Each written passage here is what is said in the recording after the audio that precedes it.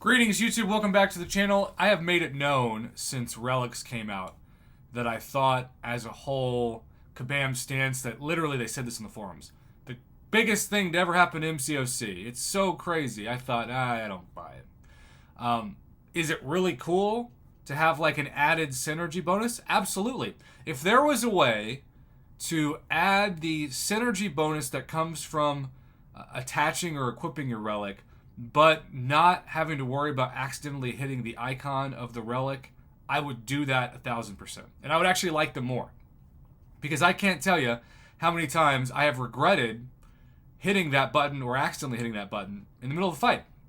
This especially is the case with Battlegrounds. And I'm not trying to be Mr. Negative. I'm not trying to be, super critical.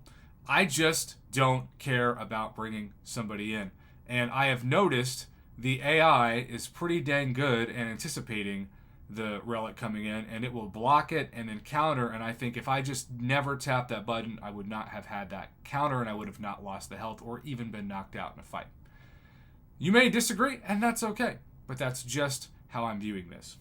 However, I will say that 22-hour events are a great way, when you place in the top 10%, to gain 5-star relic crystal shards, which are so hyped up and still so expensive. If you go to the Battlegrounds store, speaking of Battlegrounds, just consider it this way.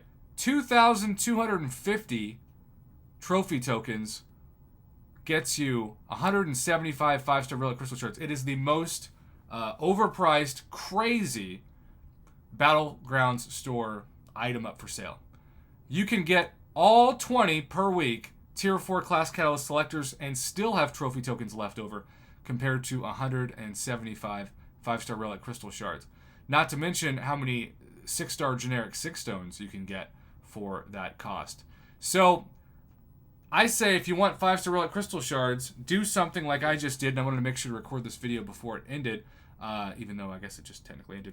But I went and on my solo event that finished, was able to put up over 2.6 million points in hero use. Now, yes, a large portion of those were from the arena, but I finished in 466th place, and that is definitely enough for the top 10%. And in that top 10%, you get the top rank reward, which, what do you know, is 100 5-star relic crystal shards. Speaking of 100 5-star relic crystal shards, I am now in a position to open only my second ever 5-star relic, and most of these shards have come from 22-hour event shards. So you can get up to, if you do well every day for the week, I'm not saying, I think event quest completion I've never placed in the top 10%, but everything else I have a chance to, even level up. And so you're able to get up to 700 shards per week, so that's an extra, a little bit more than 25% of a 5-star relic per month. So I'm looking at a 5-star crystal, which is clearly not the case. This is only the second time I have ever purchased one of these, and I do not have a Thor relic. And I've been told that he might be the best one, especially when you consider Cosmic Ghost Rider, or even, I think, Hercules. So Thor is my top choice. Again, I only have one of these, and these were also like 10,000 units during Cyber Week. And it's the only one that I refused to buy, because I was not going to spend that many units, which could cover enough revives, even for somebody with average skills like myself, though of course I don't have an average roster, to explore probably all of Karina's Volume 3 challenges and get my first ever rank 5 6-star, which congrats to so many of you who've done that already. I am hopefully there someday with you, but that day is not today. Alright, so 3+ months of saving up. If I get Thor, I am going to be very happy. There's Thor. Come back, Thor. Come back, Thor. Thor is not there, he's not there, he's not there, and it's going to be a Scarlet Witch. Should I be happy with that? Any thoughts on this? Would you be happy with a 5-star Scarlet Witch?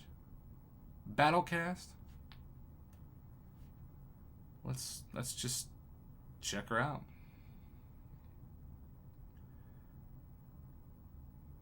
So I had a Wolverine as well, which was kind of cool. First hit grants an amplified buff, increasing ability power rate And I think